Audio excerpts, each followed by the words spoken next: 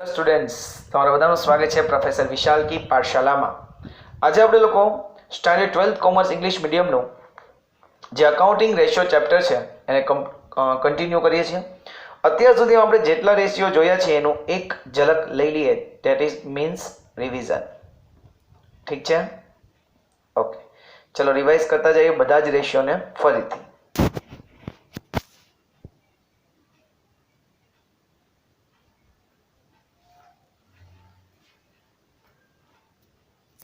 Okay, ચલો પહેલો જ આપણે જે રેશિયો કર્યો હતો એનું નામ હતું ગ્રોસ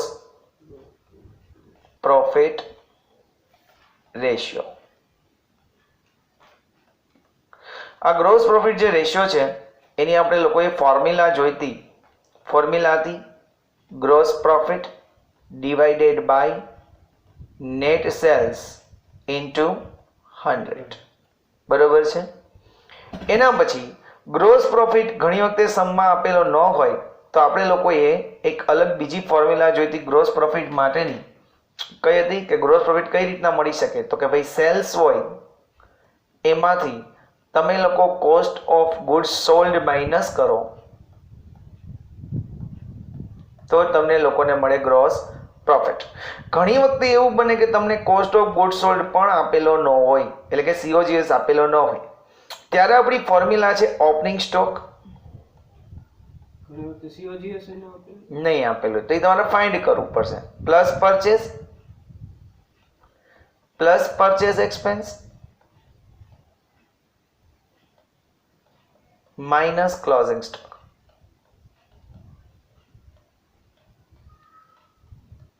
ઠીક છે? ચલો, એટલું ક્લિયર? અહીંયા આપણો પહેલો ગ્રોસ પ્રોફિટ રેશિયોની ફોર્મ્યુલા પૂરી થતી હતી. બીજો આપણે લોકો શીખાતા ઓપરેટિંગ રેશિયો. બીજો આપણે શીખાતા ઓપરેટિંગ રેશિયો. ઓપરેટિંગ રેશિયોની જનરલી ફોર્મ્યુલા હતી cost of goods sold plus operating expense divided by net sales into 100. હવે COGS ગોતવાના રસ્તા આપણે જોઈએ. COGS છે પેલી કઈ રીતના COGS મળે? જો સમમાં COGS ન હોય તો પહેલી રીત હતી ઓપનિંગ સ્ટોક. ડિટેલની આધારિત છે આ. જો તમે ડિટેલ આપી હોય plus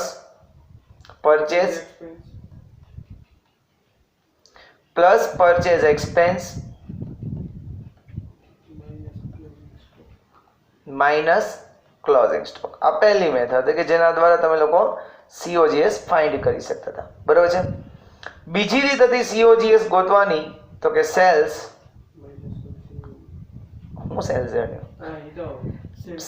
minus gross profit.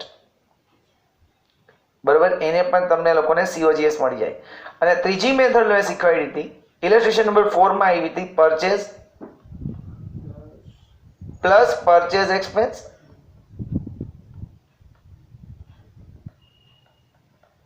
Plus or minus change in stock. ત્યાં ઓપનિંગ કે ક્લોઝિંગ નહીં લખવાની, પણ શું લખવાનું?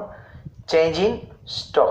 જો તમને બ્રેકેટમાં આપ્યું હોય તો માઇનસ કરવાની, અને બ્રેકેટમાં ન આપ્યું હોય તો એને શું કરી દેવાનું?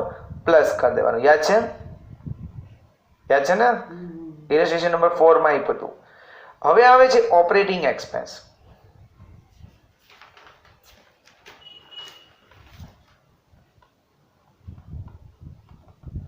ઓપરેટિંગ એક્સપેન્સ માટે મેં કીધું હતું કે all expense are operating, all regular expenses R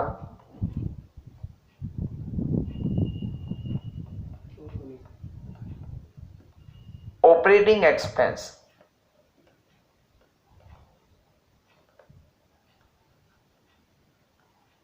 accept કેના સિવાય? ક્યાં ક્યાં આપણે ઓપરેટિંગ નથી લેતા? પહેલું ફાઇનાન્શિયલ એક્સપેન્સ,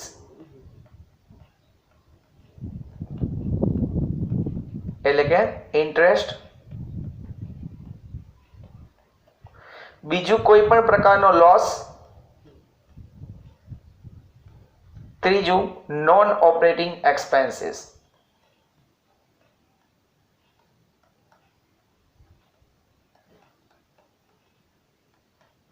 ચોથું ઇન્કમ્સ. ઇન્કમ એટલે કોઈ પણ પ્રકારની ઇન્કમ રિસીવડ હોય એ ઓપરેટિંગ એક્સપેન્સ ન કહેવાય, કારણ કે એ તો ઇન્કમ છે, બરાબર. ડિવિડન્ડ રિસીવડ હોય પણ એને ધ્યાનમાં લેતા નથી. ક્લિયર? આ પણ ક્લિયર? ઓકે. ત્રીજો આપણે લોકો શીખાતા net profit ratio.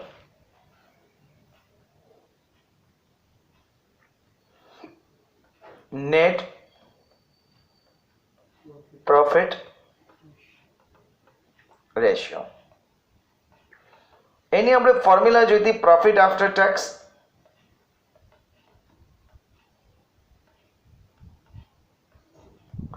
divided by net sales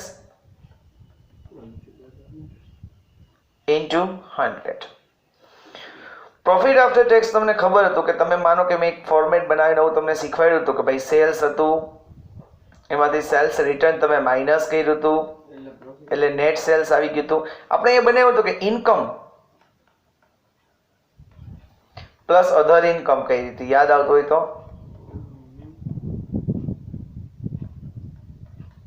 પછી ઇન્કમનો ટોટલ કર્યો હતો, યાદ હોય તો.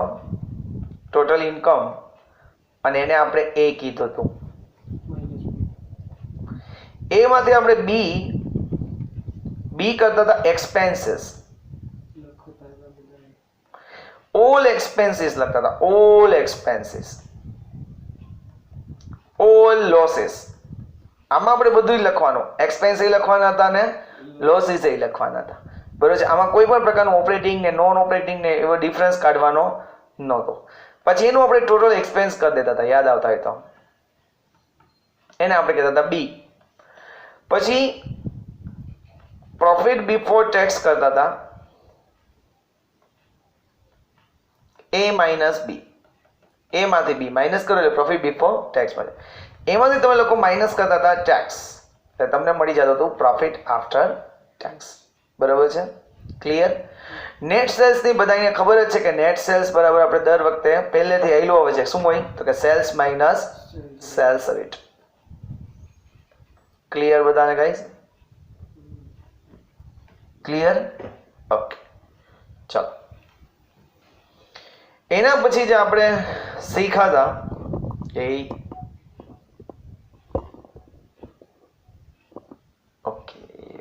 Okay call. એના પછી આપણે લોકો શીખાતા ચોથો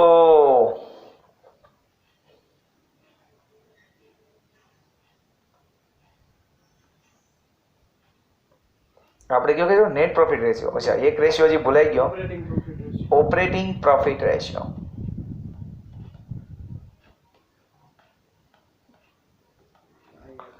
એમાં મેં તમને બે શીખવાડી હતી વસ્તુ, બે રીતના. કાં તો તમે લોકો છે એક 100% કરો હોય એમાંથી ઓપરેટિંગ રેશિયો માઇનસ કરી દો, એટલે કે જે લોકોને ઓપરેટિંગ રેશિયો ફાઇન્ડ કરતા આવડતું હોય એ લાસ્ટમાં ઓપરેટિંગ પ્રોફિટ રેશિયો કે એટલે 100% માંથી ઓપરેટિંગ જે રેશિયો આપણે પહેલા ફાઇન્ડ કર્યો હોય એને માઇનસ કરી દઈએ એટલે આપણને મળી જતો હતો ઓપરેટિંગ પ્રોફિટ રેશિયો, બરાબર છે. બીજી ફોર્મ્યુલા હતી operating profit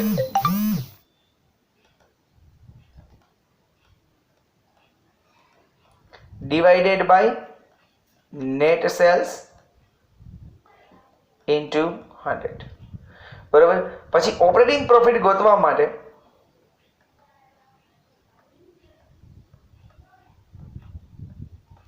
cells minus operating cost કરવું પડતું હતું. છે ઈઝી. પછી ઓપરેટિંગ કોસ્ટ કેમ મળતું હતું તો કે COGS પ્લસ ઓપરેટિંગ એક્સપેન્સ, યાદ આવે છે? એટલે કે ઓપરેટિંગ રેશિયોની જે ઉપરનું હતું COGS પ્લસ ઓપરેટિંગ એક્સપેન્સ, એટલે પહેલા એ ગોતી લેવાનું. પછી ઓપરેટિંગ પ્રોફિટ કરવું હોય તો સેલ્સમાંથી આ ઓપરેટિંગ કોસ્ટ આજે આપણે બે આનો પ્લસ કર્યો છે એને શું કરી દેવાની? માઇનસ કરી દો, એટલે ઓપરેટિંગ પ્રોફિટ મળે અને પછી આપણે ફોર્મ્યુલામાં પુટઅપ કરી દેવાનું, બરોબર છે. સિમ્પલ. ઓકે. એના પછી આપણે કર્યો તો ફિફ્થ કરંટ રેશિયો.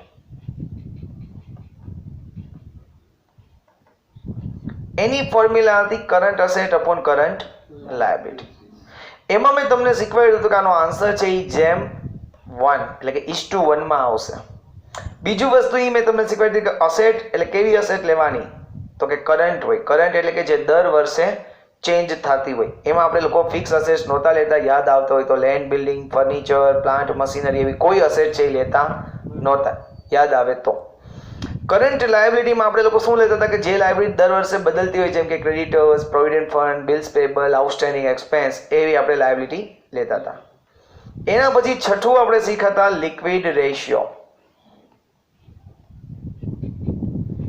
એની ફોર્મ્યુલા આપણે કહી હતી liquid asset upon current liability. આનો પણ આન્સર છે જેમ 1 માં જ આવતો હતો. લિક્વિડ અસેટ્સનો અહીંયા મતલબ શોધવો જરૂરી હતો કે ભાઈ liquid asset is equal two current assets હોય, એમાંથી તમારે શું માઇનસ કરવાનું, સ્ટોક માઇનસ કરવાનો, અને બીજું શું માઇનસ કરવાનું હતું, પ્રીપેડ એક્સપેન્સ. આ બે વસ્તુ માઇનસ કરી નાખો કરંટ એસેટ્સમાંથી એટલે તમને શું મળી જાય, લિક્વિડ અસેટ્સ. બરોબર છે. એટલે મેં તમને કીધું હતું કે આ બે ભેગું જ પૂછશે હંમેશા. જ્યારે પણ પૂછવા માંગશે ત્યારે ભેગું પૂછશે, અધરવાઇઝ આને MCQ માં આ પૂછી શકે છે લિક્વિડ રેશિયાને. બરોબર છે. Liquid asset divide by current liability. બરોબર. એના પછી આપણે લોકો શીખાતા 7 debtor ratio. I think debtors ratio, debtors turnover. એમાં આપણે ફોર્મ્યુલા કઈ હતી, બે minute. Credit sales divided by average trade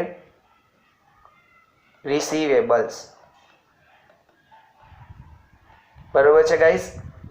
હવે એવરેજ ટ્રેડ રિસીવેબલ નો મતલબ થતો હતો average trade receivables is equal to opening debtors and bills receivable plus closing debtors and bills receivable divided by 2. બરાબર છે. અને ક્રેડિટ સેલ્સ આપણે લોકો find કરી શકતા હતા. Credit sales is equal to total sales minus cash sales. ચલો અહીંયા સુધી આપણે લોકો ગાઈસ કર્યું હતું અને લાસ્ટમાં મેં તમને આપ્યું હતું હોમવર્ક. ઠીક છે. ચલો આજે નવો રેશિયો ચાલુ કરીએ છીએ. ડેટર્સ રેશિયો જેવો જ નવો રેશિયો, ડેટર ટર્નઓવર જેવો જ નવો રેશિયો, ક્રેડિટર ટર્નઓવર રેશિયો. ચલો હેડિંગ આપો. કેટલામો રેશિયો છે હવે મને ખ્યાલ નથી, પણ હેડિંગ આપો. 8મો રેશિયો છે. ઓકે, શ્યોર ને? ચલો હેડિંગ આપો બધા. Creditors turnover ratio.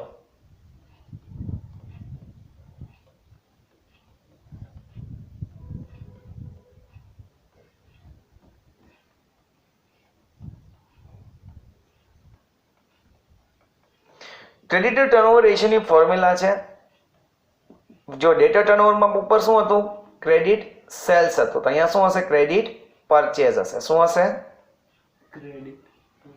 Credit purchase divided by average trade. ત્યાં રિસીવેબલ હતા તો પરચેઝ કરો તો શું હોય, પેયેબલ્સ. Average trade payables. બરાબર છે. હવે એવરેજ ટ્રેડ પેયેબલ્સ એટલે શું, મહત્વનું છે. Average trade payables is equal to opening ડેટર્સ હતા તો અહીંયા શું હોય, ક્રેડિટર્સ, એન્ડ અહીંયા બિલ્સ રિસીવેબલ હતા તો અહીંયા શું હોય, bills payables. Opening creditors, bills payable. Plus closing creditors and bills bills payables but divided by two 2. Now credit purchase, how we can find? total purchase Total purchase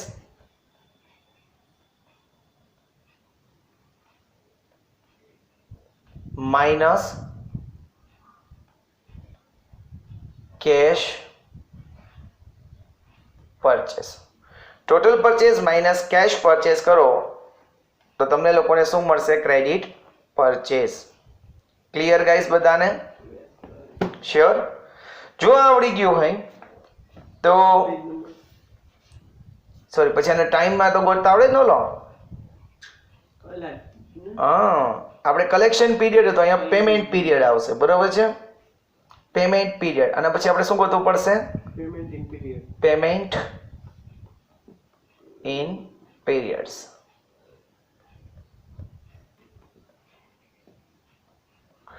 ચલો 2 થી 3 રીતે આપણે મળશે.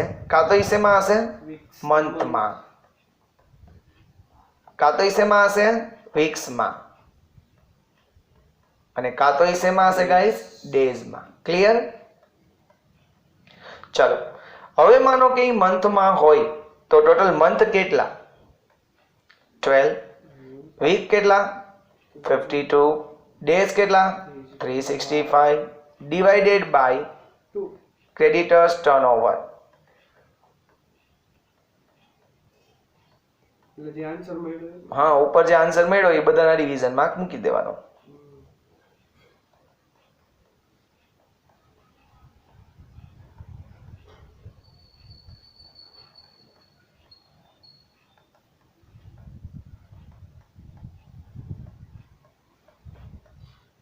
ક્લિયર બધાને ગાઈસ? ફોર્મ્યુલા ક્લિયર બધાને? Sure? ચલો જે લોકોને આવડી ગયું હોય ઇલિસ્ટ્રેશન નંબર 31 ઉપર આવો. Page number 243. Page number 243. Page number 243. ઇલિસ્ટ્રેશન number છે આનું 31. company calculate creditors turnover and payment period in months, weeks and days. ચલો શું કહે છે હવે સમજીએ છીએ. જોઈએ શું કહે છે. From the following information of AB Company Limited calculate creditor turnover and payment period in month, week and days. ચલો ટોટલ પરચેઝ આપ્યું છે, એમાંથી કેશ પરચેઝ માઇનસ કરો એટલે ક્રેડિટ પરચેઝ મળી જશે. ઓપનિંગ ટ્રેડ પેયેબલ ને ક્લોઝિંગ ટ્રેડ પેયેબલ આપ્યા છે. સિમ્પલ સમ છે ગાઈસ. બરોબર? પહેલા આપણે ગોતી લઈએ credit purchase is equal two, એટલે પહેલા હું હોય કે મગજમાં છે ને તમને ફોર્મ્યુલા આવી જવી જોઈએ કે અહીંયા ફોર્મ્યુલા શું રહેશે. Credit purchase is equal to total purchase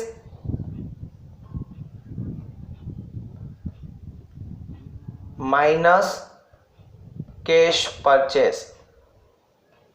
total purchase minus cash purchase. 30 lakh minus 40 ચલો તો તમને લોકોને ટોટલ પરચેઝ આપ્યું છે. કેટલું આપ્યું છે?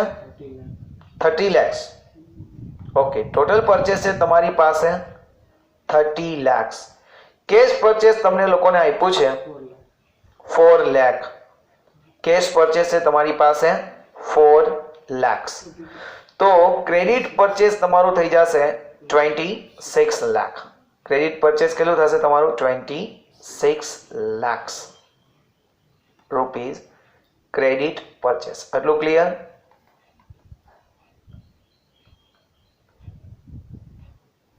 Everybody?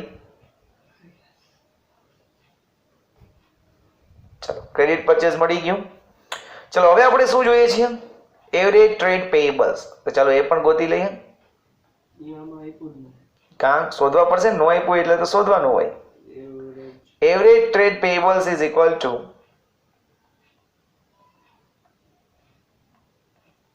opening trade payables opening payables is equal to opening trade પેયેબલ.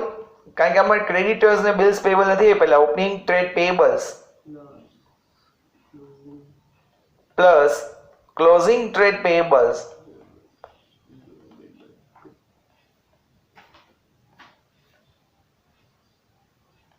divided by it's a 2. ચલો ઓપનિંગ ટ્રેડ પેયેબલ્સ છે આપણી પાસે ગાઈસ કેટલા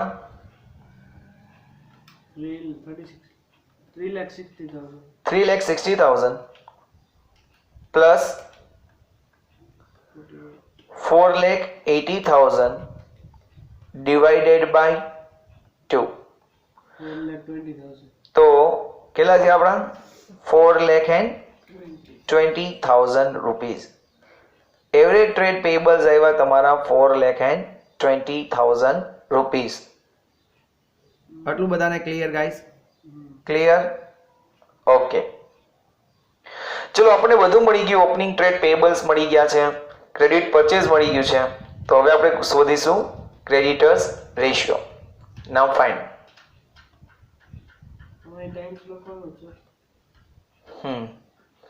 creditors ratio creditors turnover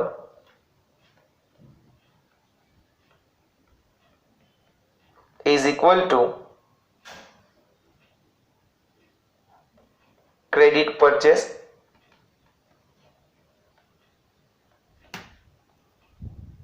divided by average trade payables.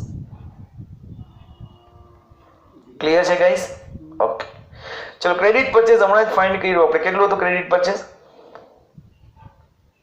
26 lakh Yeah, 26 ક્યાંથી okay 26 lakh 26 lakh 4,20,000 divided by 4,20,000 એટલે કેટલા થશે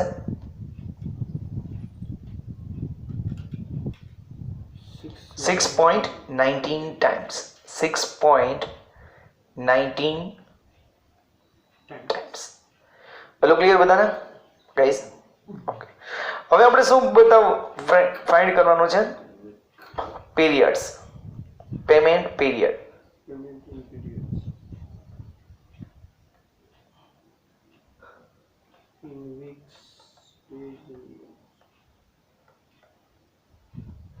ત્રણ રીતના આપણે ફાઇન્ડ કરશું એક મંથ બીજું વીક અને ત્રીજું ડેઝ ચલો મંથની વાત કરીએ ગાઈસ તો ટોટલ મંથ હોય 12 વીક્સ હોય 52 અને ડેઝ હોય 365 એટલું ક્લિયર ઓકે મંથમાં અહીંયા ડિવિઝનમાં આપણે લખવાનું બધાયમાં ક્રેડિટર્સ ટર્ન ઓવર 6.19 યા 52 divided by 6.19 creditors turnover 8.40 ચલો તો પહેલામાં 12 ડિવાઇડ બાય 6.19 શું આન્સર આવે છે 8.40 કેટલા 8.40 8.40 નો વે 12 ડિવાઇડ બાય 6.19 કરો ખોટું છે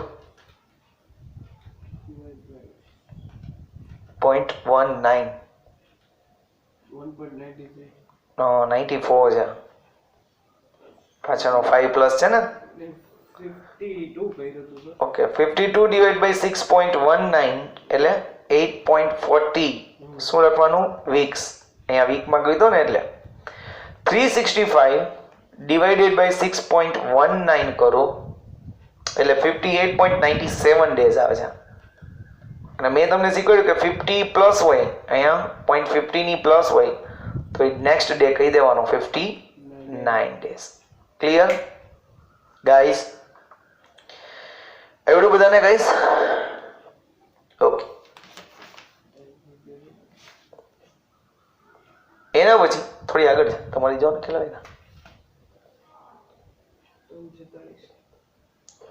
ઓકે તો ચલો આજ ફોટો આપણે આટલું રાખીએ છીએ ગાઈસ ફરી મળીશું પાછા નેક્સ્ટ વિડીયો લેક્ચરમાં ત્યાં સુધી મને રજા કહો જો તમને મારા વિડીયો ગમે તો 3 લોકોને મારા વિડીયો છે એ શેર કરો અને ચેનલને સબસ્ક્રાઇબ કરો બરોબર છે કારણ કે નેક્સ્ટ જે હું મૂકતો રહીશ વિડીયોઝ એ બીકોમ માટે પણ હશે બીબીએ માટે પણ હશે સીએ માટે પણ હશે ગાઈસ બરાબર છે. સીએનું અકાઉન્ટ્સ પણ હું મૂકી જવાનો છું. તો પ્લીઝ બધા લોકો છે એકબીજાને વિડીયો શેર કરતા રહો. તમને મારા વિડીયો ગમે, તમને એવું લાગે કે બધા માટે યુઝફુલ છે, તો ગામડાના લોકો સુધી પણ મારા વિડીયો પહોંચે એવી રીતના મારી ચેનલને સબસ્ક્રાઈબ કરાવો. ઠીક છે. હવે મળીએ છીએ ફરી નેક્સ્ટ વિડીયો લેક્ચરમાં. ત્યાં સુધી મને રજા આપો. જય હિન્દ, જય ભારત.